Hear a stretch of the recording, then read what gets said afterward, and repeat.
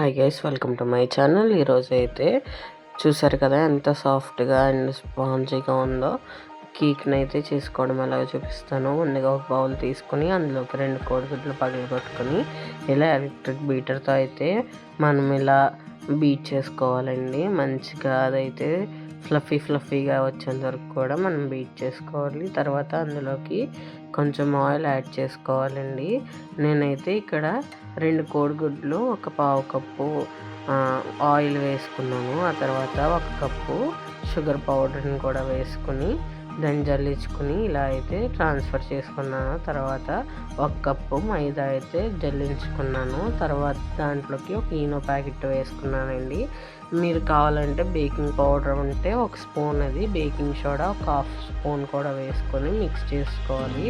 తర్వాత ఇక్కడ మిల్క్ అయితే నేను ఒక 10 రూపీస్ ప్యాకెట్ని అయితే తీసుకున్నాను.